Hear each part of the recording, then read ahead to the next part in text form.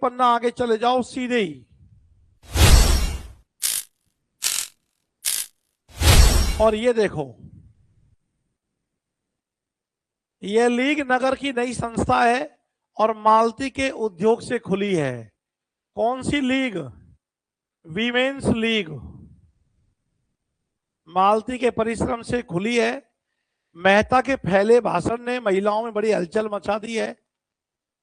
तो ऐसे करके भाषण है इसका, इसी में ये लाइन देखो,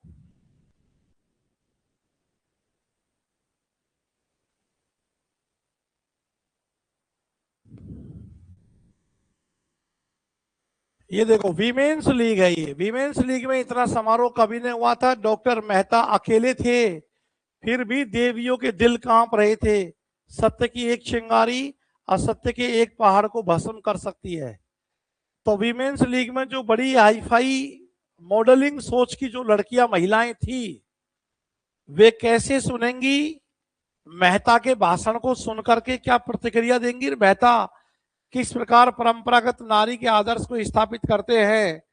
अब यहां पर भाषण शुरू होगा, तो देवियों और सज्जनों से उठाओ।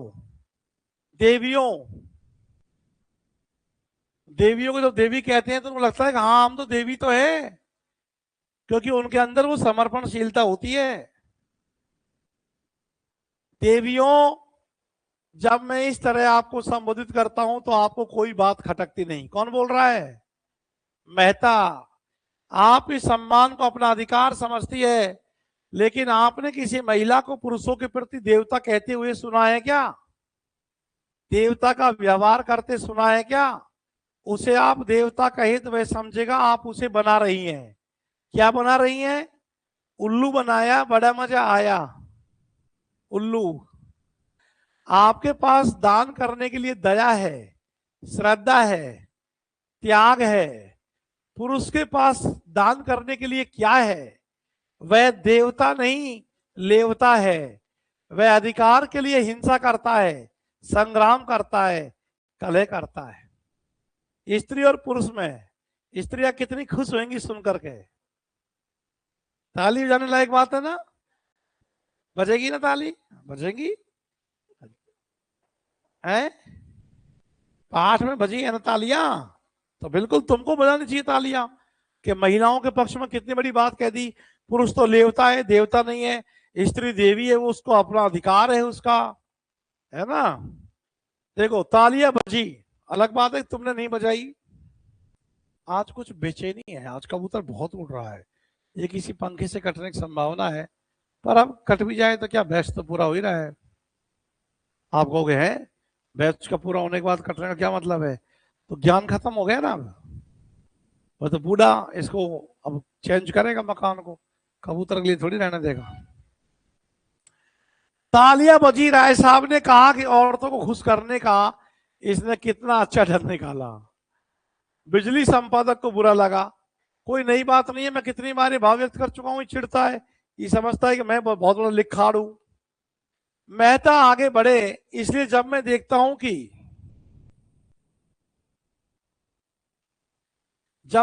हूं कि हमारी उन्नत विचारों वाली देवियां उस दया, श्रद्धा और त्याग के जीवन से असंतुष्ट होकर संग्राम, कलह और हिंसा के जीवन की तरफ दौड़ रही है और समझ रही है कि यही सुख का स्वर्ग है, तो मैं उन्हें बधाई नहीं दे सकता।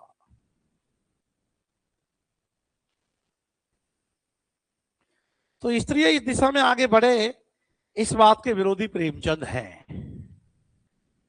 और देखो आगे, मिसेज खन्ना ने मालती की ओर सगर्व नेत्रों से देखा। मिसेज खन्ना को लगा कि मैं ज्यादा बढ़िया हूं, तू तो वही है जिसका आधुनिकता में तू आगे बढ़ रही है ज्यादा तड़क भड़क में। खुर्शीद बोले, अब कहिए, मेहता दिलेर आदमी है, सच्ची बात कहता है। और मुंह पर बिजली के संपादक ने तो नाक सिकोड़ी। वह दिन लद गए जब देवियां इस चकमे में आ जाती थी। उनके अधिकार हड़पते जाओ और कहते जाओ आप तो देवी है, लक्ष्मी है, माता है। बात भी सही है, ये भी सही कह रहा है। अब देखो आगे, मेहता आगे बढ़े और क्या कहने लगे? स्त्री को पुरुष के रूप में, पुरुष के कर्म में रत देखकर मुझे उसी तरह वेदना होती है जैसे कोई पुरुष को स्त्री के रूप में। स्त्री के कर्म करते देखकर। मुझे विश्वास है कि ऐसे पुरुषों को आप अपने विश्वास और प्रेम का पात्र नहीं समझती, और मैं आपको विश्वास दिलाता हूं ऐसी स्त्री भी पुरुष के प्रेम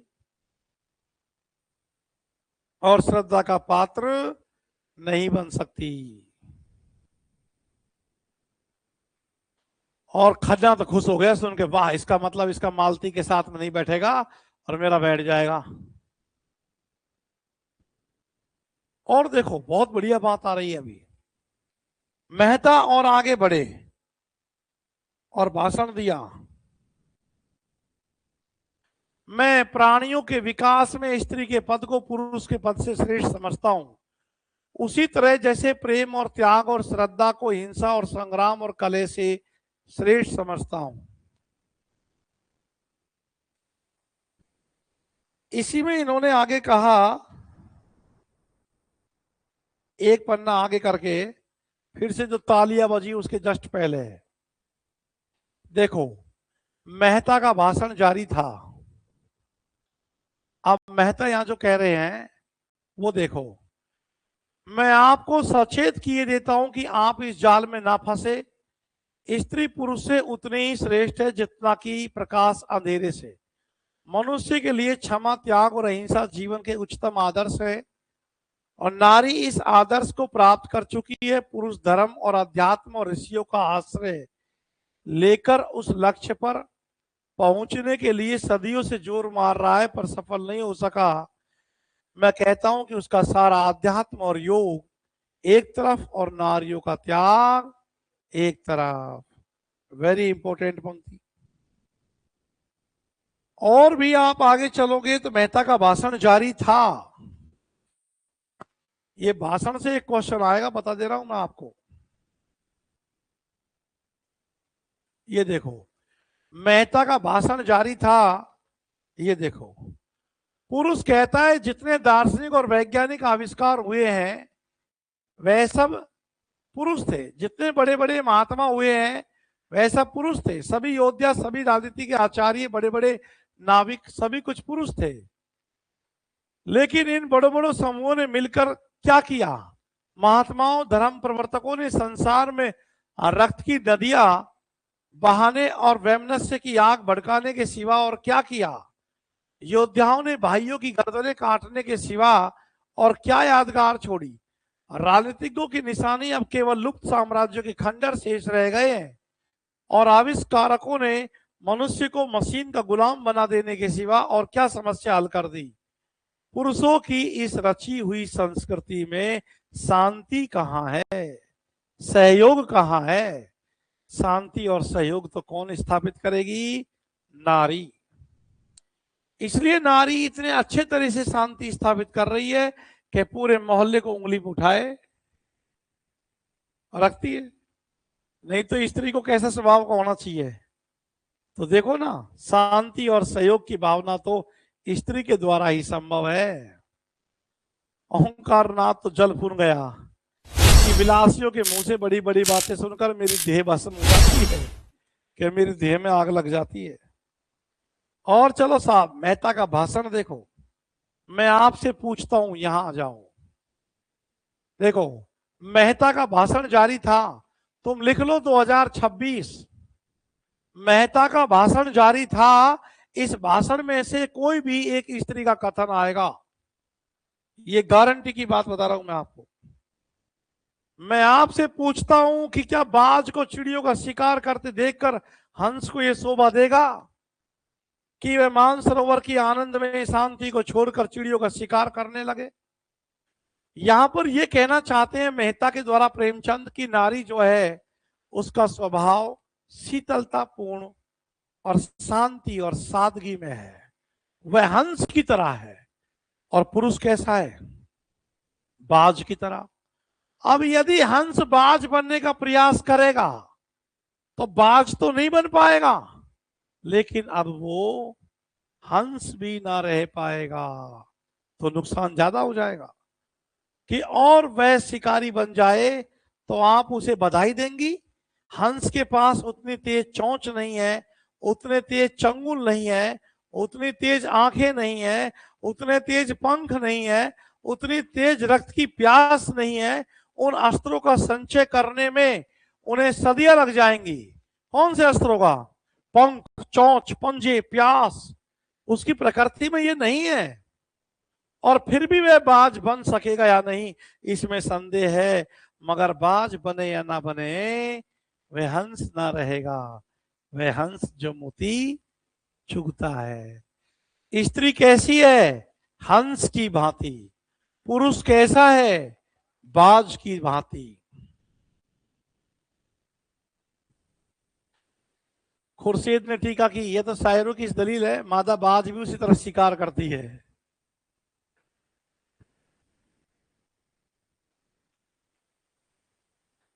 और मेहता ने उत्तर दिया,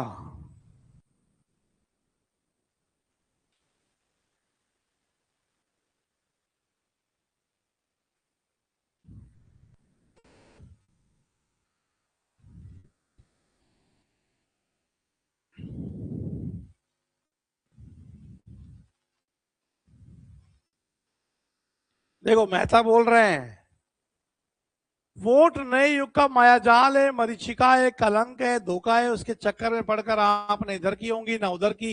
कौन कहता है कि आपका क्षेत्र संकुचित है और उसमें आपको अभिव्यक्ति का अवकाश नहीं मिलता?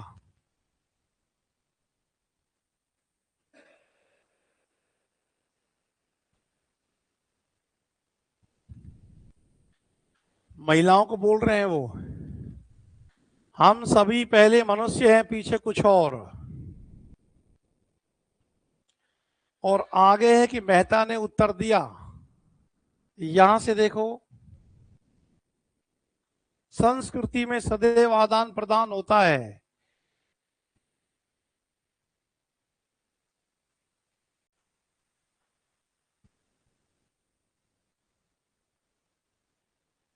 इसमें है कहीं है, संस्कृति में सदैव आदान प्रदान होता है, लेकिन अंधी नकल तो मानसिक दुर्बलता का ही लक्षण है। पश्चिम की स्त्री आज गृह स्वामिनी नहीं रहना चाहती। भोग की विदग्ध लालसा ने उसे उच्छृंखल बना दिया है। वह अपने लज्जा गरिमा को, जो उसकी सबसे बड़ी विभूति थी, चंचलता और आमोद प्रमोद पर होम कर रही है। तो मालती नहीं चिढ़ जाएगी क्या इसको सुन करके? क्योंकि मालती के से गुण है इसमें। और मेहता जी कह रहे हैं, ये देखो यहां मेहता जी कह रहे हैं, और यह पुरुषों का षड्यंत्र है, देवियों ऊंचे शिखर से खींचकर अपने बराबर बनाने के लिए।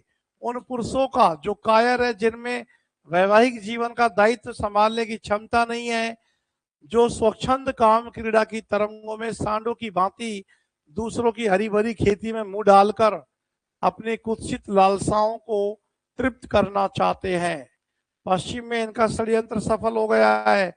देवियां तितलियां बन गई हैं।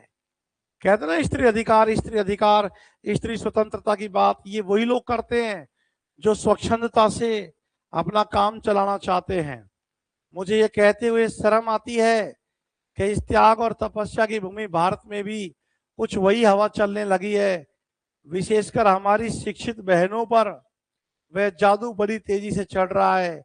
वह गृहिणी का आदर्श त्याग कर तितलियों का रंग पकड़ रही है। और इसीलिए तो इसको मालती पसंद नहीं आती। मालती आदर्श भारतीय नारी होगी, पुरुषों के बीच में हंसेगी, खेलेगी, घूमेगी, फिरेगी नहीं।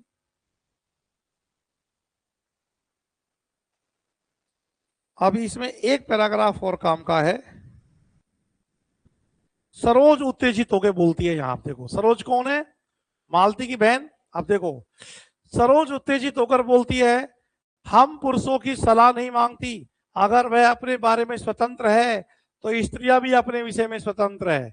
युवतियां विवाह को पेशा नहीं बनाना चाहती, वह केवल प्रेम के आधार पर विवाह करेंगे। ये लो भाई, प्रेम विवाह का समर्थन दे दिया सरोज के माध्यम से कि प्रेम करेंगे, विवाह करेंगे। कोई धंधा नहीं है हमारा ये शादी करने का, कहीं भी शादी कर दी जाए हमारी। जोर से तालियां बजी, विशेषकर अगली पंक्तियों में जहां महिलाएं थी, तालियां बजी। महिलाओं को फ्रीडम स्वतंत्रता बहुत पसंद है ना। मेहता ने जवाब दिया, अब मेहता जवाब दे रहा है सरोज का। किसका? जिसे तुम प्रेम कहती हो वह धोखा है, उद्दीप्त लालसा का रूप, उसी तरह जैसे सन्यास केवल भीख मांगने का संस्कृत रूप है। वह प्रेम अगर वैवाहिक जीवन में कम है तो मुक्त विलास में बिल्कुल नहीं है। सच्चा आनंद, सच्ची शांति केवल सेवा व्रत में है। वही अधिकार का स्रोत है, वही शक्ति का उद्गम है। बहुत वेरी वेरी इंपॉर्टेंट करो इन पंक्तियों को। सेवा ही वह सीमेंट है जो दंपति को जीवन पर्यंत स्नेह और साहचर्य में जोड़े रख सकता है, जिस पर बड़े बड़े आघातों का भी कोई असर नहीं होता। जहां सेवा का अभाव है वहीं पर विवाह विच्छेद है, परित्याग है, अविश्वास है, मेरिट वहीं कम है। सही है, मेरिट तो कम जाती है फिर। और आपके ऊपर पुरुष जीवन की नौका का कर्णधार होने के कारण जिम्मेदारी ज्यादा है। आप चाहे तो नौका को आंधी और तूफानों में पार लगा सकती है, और आपने असावधानी की तो नौका डूब जाएगी और उसके साथ ही आप भी डूब जाएंगे।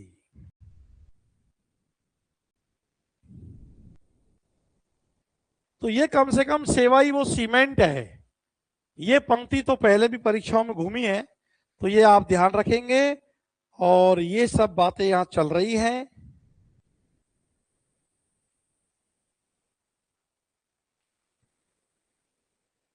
और फिर इसमें ऐसा कोई फिर प्रसंग है नहीं।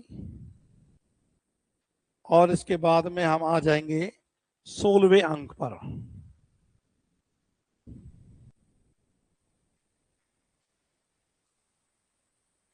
तो 15वें अंक में जो वीमेंस लीग ने भाषण दिया है, इसका बहुत अच्छे से आपको ध्यान रखना है। इसके बाद में भाग 16 पे आ जाइए। गोदान में कुल कितने अंक है? 36। 18 पे आ जाएंगे तो ये आधा होगा। लेकिन अब इसके जो महत्वपूर्ण अंश है ना, ये शुरू में आ लिए। बाकी पन्नों में इतने टिक नहीं है, बहुत कम कम टिक है। लेकिन अब 16वें में तुम पहले कहानी लिख लो। लिखो 16वें में।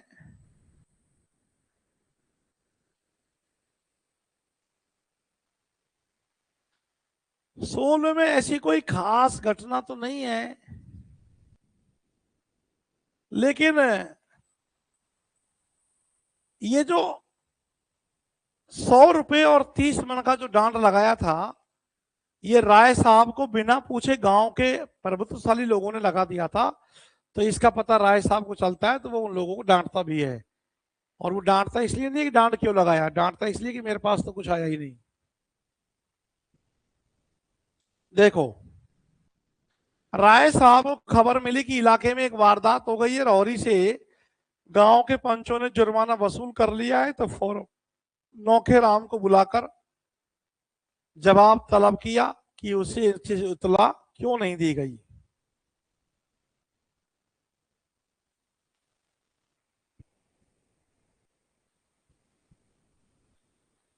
आप पूछ भी रहा है कि कितने रुपए वसूल हुए थे औरी से। देखो, कितने रुपए वसूल हुए थे औरी से। नौखेराम ने कहा साहब 80 रुपए। अच्छा, डांड तो कितने रुपए का लगाया? 100 रुपए का, लेकिन दे कितना पाया था? तो 20 रुपए फिर उधारी में, 80 रुपए।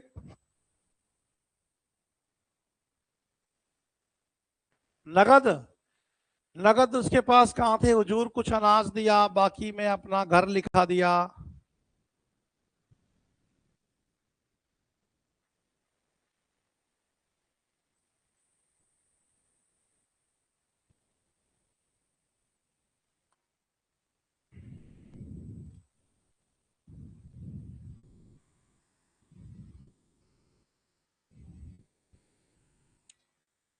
और ओंकार नाथ ने दुखी नेत्रों से अपनी पत्नी को देखा।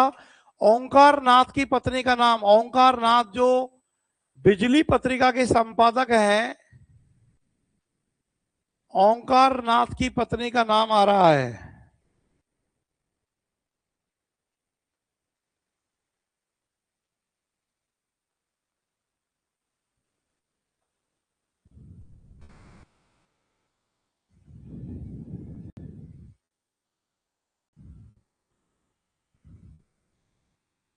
ये देखो, उनकी स्त्री गोमती। अब गोमती कौन है? ओंकार नाथ की पत्नी।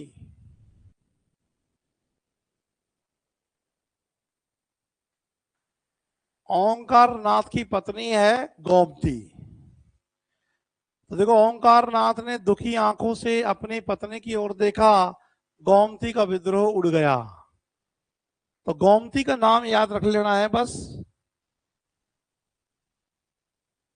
17वें में आ जाओ, 17वें में। 17वें में आ जाओ, पूरा खेल 15 में जा चुका है, 15 को ध्यान रखना। 17, गांव में ये खबर फैल गई कि राय साहब ने पंचों को बुलाकर खूब डांटा और इन लोगों ने जितने रुपए वसूल किए थे वो सब इनके पेट से निकाल लिए। वह तो इन लोगों को जेल भिजवा रहे थे, लेकिन इन लोगों ने हाथ पांव जोड़े, थूक कर चाटा, तब जाके उनको छोड़ा। तो धनिया का कलेजा शीतल हो गया। घूम घूम कर पंचों को लज्जित करती फिरती थी वो।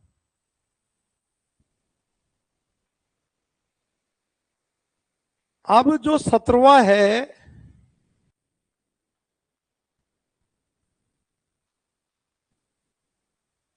अब हौरी के पास बैल तो है नहीं, बैलों को कौन ले गया? बोला मैं तो दाता दीन के साथ वो साझेदारी की फसल करता है। इसी बीच माता दीन कोशिश करता है कि झुनिया उसका जुगाड़ बैठ जाए, क्यों गोबर तो भागा हुआ है।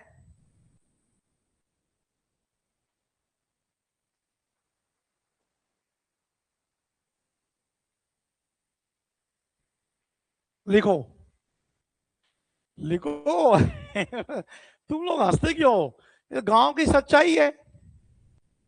अरे भाई मेरी बात सुनो, शहरों के तो पार्क बदनाम है और गांव में खेत प्रेम के अड्डे हैं भाई, कत्ल हो जाता है, मार देते हैं वहां तो।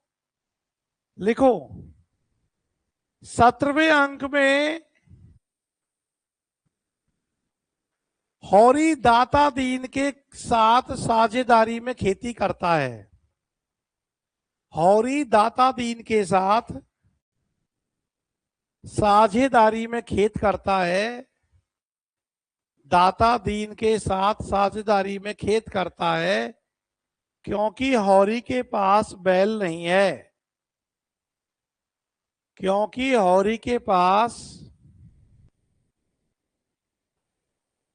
क्योंकि हौरी के पास बैल नहीं है।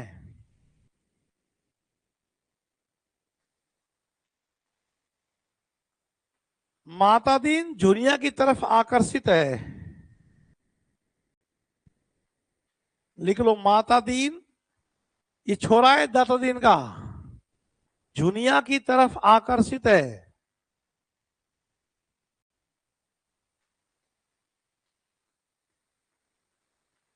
हौरी को ईख से 120 रुपए मिले। ईख की खेती की है ना, हौरी को ईख से 120 रुपए मिले और वो नोखे राम ने ले लिए। अब नोखे राम है कौन वैसे? राय साहब का कारिंदा। जब तो नोखे राम जानकारी ली थी भाई, पंचों ने कैसे पैसे ले लिया। नोखे राम ने ले लिए 120 रुपए। किसने ले लिए? नौखे राम ने। नौखे राम कौन है? राय साहब का कारिंदा है, लिख लो, नौखे राम राय साहब का कारिंदा है।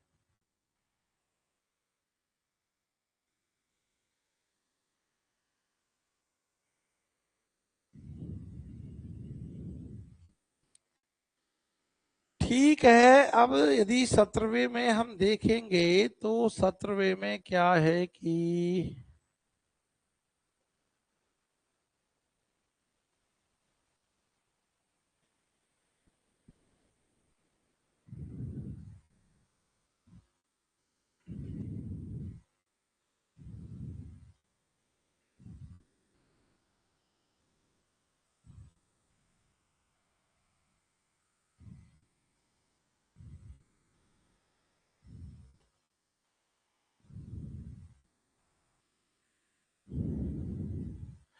देखो किसानों की हालत कैसी है।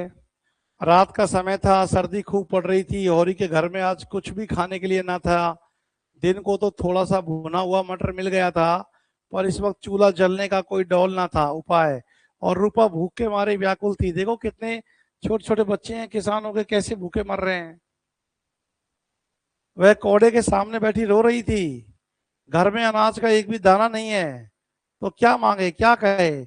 ये वो धरती के देवता हैं जो दिन रात काम करते हैं और लोगों का पेट भरने में लगे रहते हैं।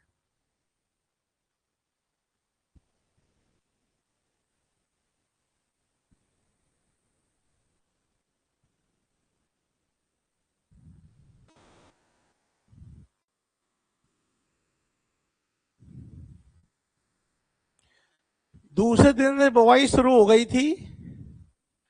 और देखो दाता दीन को तो सेंत में मंजूर मिल गए, क्योंकि अब हौरी के पास तो खेत है नहीं।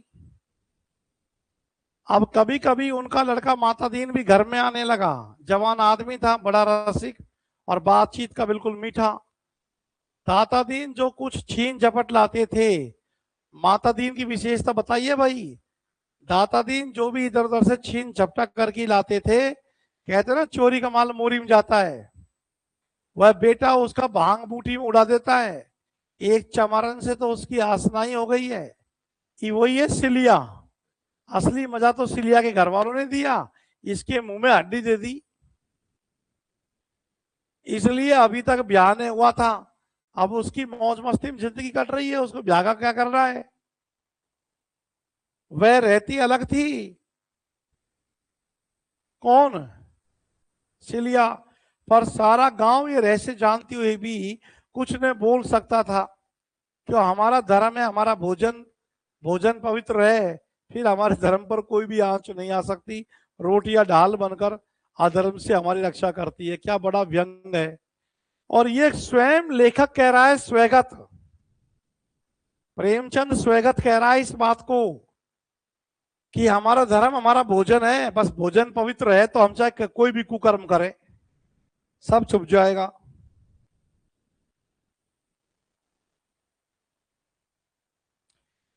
इधर जो है एक शक्कर की मिल खुल गई है। शक्कर की मिल कौन खोल रहा है? पूंजीपति खन्ना, चंद्र प्रकाश खन्ना खोल रहा है।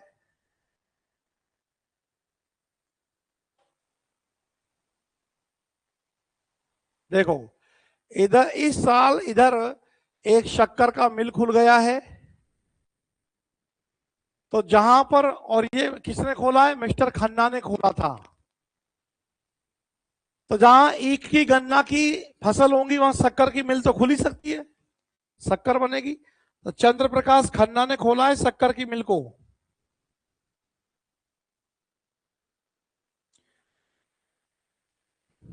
हौरी बोला, हौरी बोला, शोभा से जो हौरी बोला, पैराग्राफ देखो जिसमें लिखा हुआ है हौरी बोला। ये देखो, हौरी बोला तो शोभा निराश होकर बोला, न जाने महाजनों से कभी गला छूटेगा कि नहीं। शोभा हीरा का भाई और हौरी हीरा सो भाई है ना। अब हौरी बोल रहा है, देखो इस जन्म में तो कोई आशा नहीं है भाई। हम राज नहीं चाहते, भोग विलास नहीं चाहते, खाली मोटा झोटा पहनना और मोटा झोटा खाना और मर्जाद के साथ रहना चाहते हैं, वह भी नहीं हो सकता। तो वह भी हमसे नहीं हो सकता है, नहीं सदता है। आज 5 साल हुए, कर्जा दिखाया है हौरी का एक बार। आज 5 साल हुए।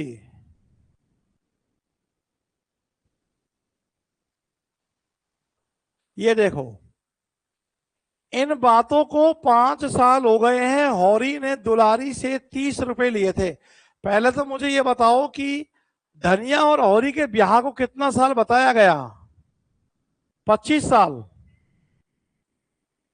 25 साल ही आ रहा है। और उसने कहा था कहानी में कितने साल पहले की घटना थी, अमृतसर की बंबू काट गलियों में मिलना। 25 साल पहले, वो भी 25 साल पहले की घटना है।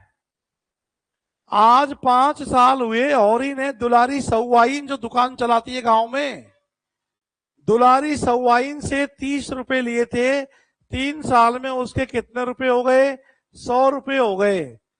तब स्टाम्प लिखा गया और 2 साल में उस पर 50 रुपए का और ब्याज चढ़ गया, तो कितने का कर्जा हो गया दुलारी सौवाइन का? 150। इधर ये बैठा हुआ है मंगरू साहब, पहुंचे साहब, मंगरू साहब आएगा पैसा लेने, काला रंग का, तोंद कमर तक के नीचे लटकी हुई। तुम्हारी विशेषता है क्या? 2 बड़े-बड़े दांत सामने जैसे काट खाने को निकले हुए, सिर पर टोपी, गले में चादर, उम्र अभी 50 से ज्यादा नहीं, पर लाठी के सहारे चलते थे। गठिया का मर्ज हो गया, खांसी भी आती थी, लाठी टेक कर खड़े हो गए। किसके बारे में बताया? ये मंगरू शाह के चरित्र की विशेषता है।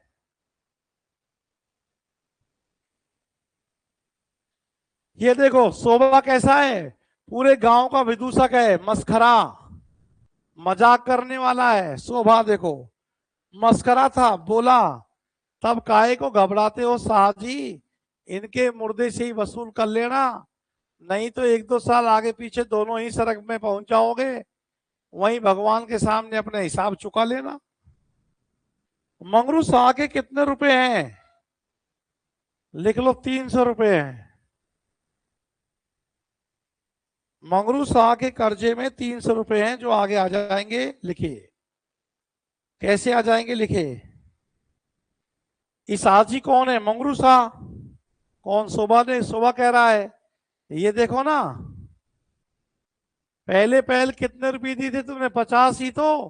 कितने दिन हुए? 5-6 साल हुए होंगे, 10 साल हो गए, पूरा 11वां जा रहा है। 50 रुपए के 300 रुपए लेते, तुम्हें जरा भी शर्म नहीं आती? 150 तो दुलारी सौवाइन के हो गए, 300 इसके हो गए। एक एक के कर्जे के पाई पाई का हिसाब रखते हैं प्रेमचंद। ये देख लो शोषण का चक्र है। अब हौरी को मिले थे कितने रुपए? 120 रुपए। देखो हौरी को किसकी फसल बेचकर मिले? ईख।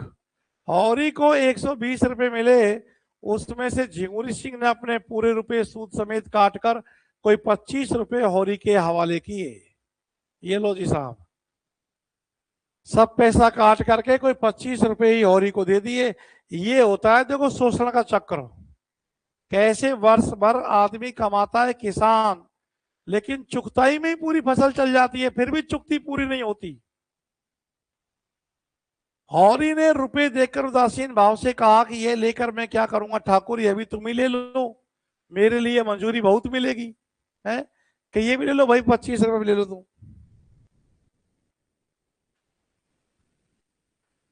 झिंगुरी ने 25 रुपए जमीन पर फेंक कर कहा, अब झिंगुरी आ गया कि 25 में मेरा क्या होगा, लोया फेंक दो, तुम्हारी खुशी है। झिंगुरी तो पहले ले चुका ना। झिंगुरी सिंह ने 25 लौटाए, आप 25 फेंक दिए, मैंने तो मेरा ले लिया। तुम्हारे कारण मालिक की गुड़कियां खाई, और अभी राय साहब सिर पर सवार है, डांड के रुपए अदा करो, तुम्हारी गरीब को दया करके इतने रुपए दिए देता हूं, नहीं तो एक ढेला ना देता। और इन्हें धीरे से रुपए उठा लिए, बाहर निकला कि नौखेराम ने ललकारा। ये लो साहब, अब नौखेराम आ गया। नौखेराम हौरी ने जाकर 25 रुपए उसके हाथ पर रख दिए और बिना कुछ के जल्दी से भाग गया। उसका सिर चक्कर खा रहा था। ऐसे साल भर मेहनत करते, बच्चे की हालत देखी, रूपा चूल्हे के पास बैठ करके पेट पकड़ के बैठी है, एक दाना खाने के लिए नहीं है, साड़ियों में पाती पाबंदी लग रही है, धनिया की साड़ी जार जार हो गई है। बेचारा क्या कहता है कि मोटा मोटा खाना, मोटा मोटा पहना और मर्जाद से रहना, यही हम चाहते हैं, लेकिन वो कहाँ हो पा रहा है? ना पहनना हो रहा है, ना खाना हो रहा है। और हाँ, सवाल मर्जाद की, अपने खेतों में किसान बन के काम करना पड़ रहा है, मजदूरी करनी पड़ रही है, किसान से मजदूर बन गए हैं, काहे की मर्जाद। और देखो आगे, शोभा को इतने रुपए मिले, वह बाहर निकला तो पटेश्वरी ने घेर लिया, आजा भाई कर चुकती का हिसाब। शोभा बरस पड़ा, मेरे पास रुपए नहीं है, तुम्हें जो करना है कर लो। पटेश्वरी ने गर्म होकर कहा, ऊख बेची है कि नहीं? हाँ बेची है। तुम्हारा यही तो वादा था कि ऊख बेच कर रुपए दूंगा। हाँ था तो, फिर क्यों नहीं देते? सब लोगों को तो दिए हैं कि नहीं? हाँ दिए हैं। तो मुझे क्यों नहीं देते?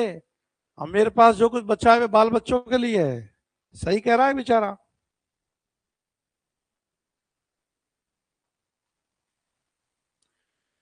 और ये औरी की हालत नहीं, ये हालत यहां गांव में सभी की है। सामने से गिरधर आ रहा है, गांव का एक व्यक्ति ताड़ी पिए हुए झूमता चला आ रहा है, दोनों को देखकर बोला, झिंगुरिया ने सारा की सारा ले लिया, होरी काका चबेना को भी एक पैसा ना छोड़ा, हत्यारा कहीं का। रोया गिड़गिड़ाया पर इस पापी को दया नहीं आई। तो गांव में सभी किसानों की हालत एक जैसी है?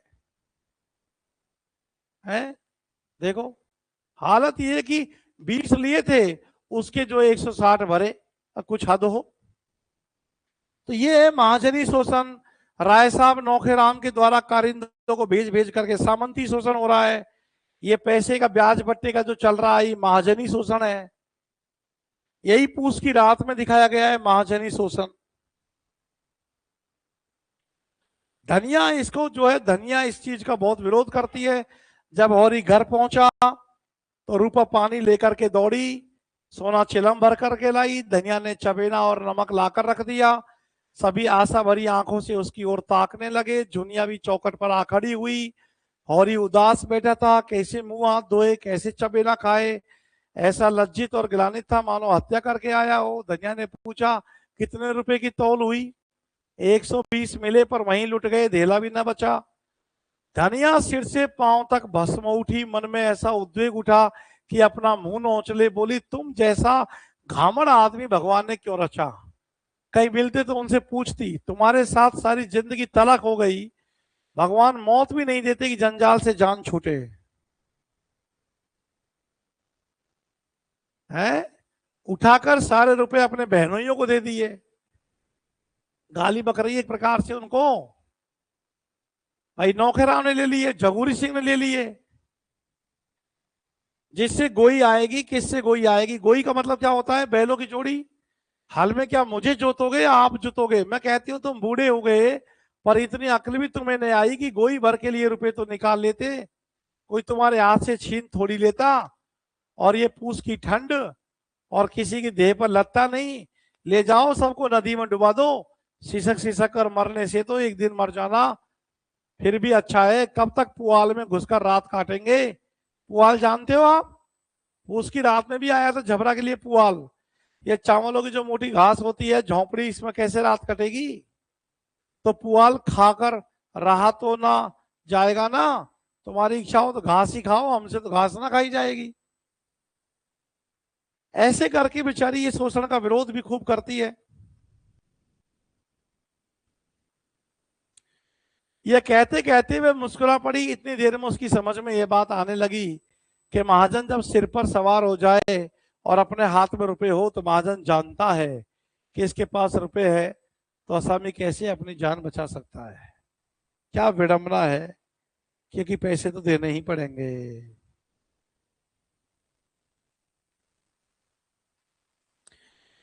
इसमें गांव के एक पात्र का नाम और आया है।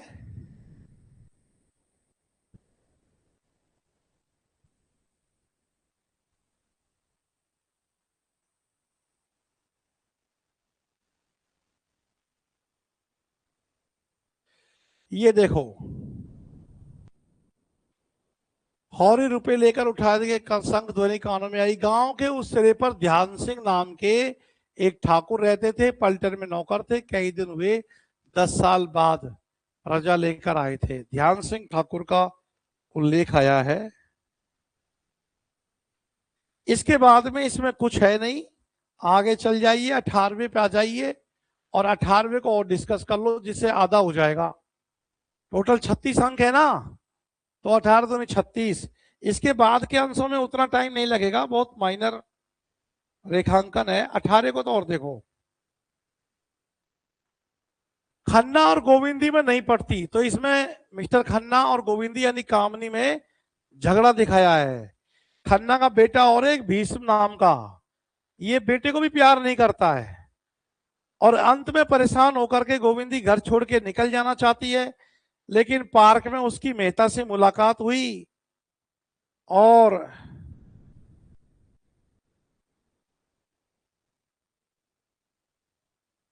वो उसको आश्वस्त करता है कि नहीं ऐसे घर छोड़ करके नहीं जाते हैं। यही सब बातें इसमें है। तो खन्ना और गोविंदी में नहीं पड़ती, क्यों नहीं पड़ती बताना कठिन है। ये बात जरूर ध्यान रख लेना, इनके बच्चे का नाम क्या है, भीष्म है।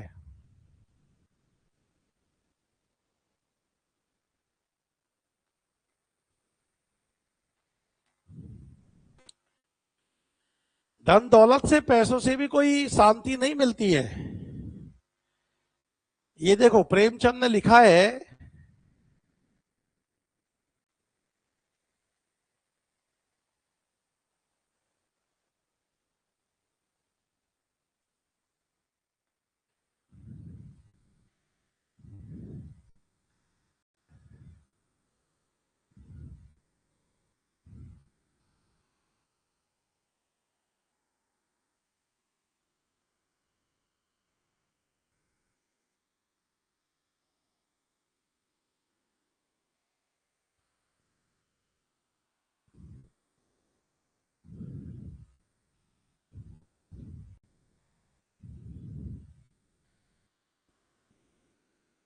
देखो भाई,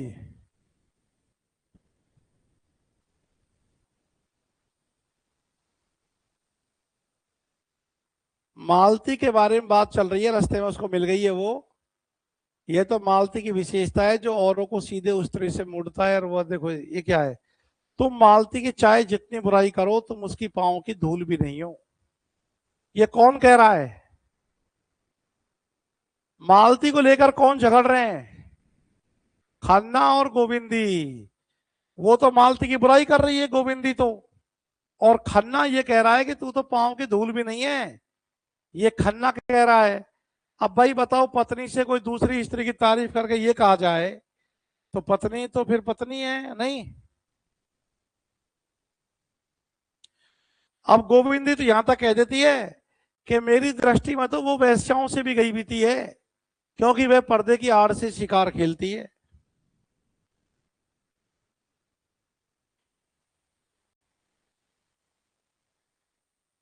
ऐसी ऐसी बात चल रही है दोनों में। और बच्चा जो है इनका ज्वर में है, बच्चे का ज्वर शांत न हो जाए, बच्चे को बुखार है, बच्चे का नाम क्या है, भीष्म है।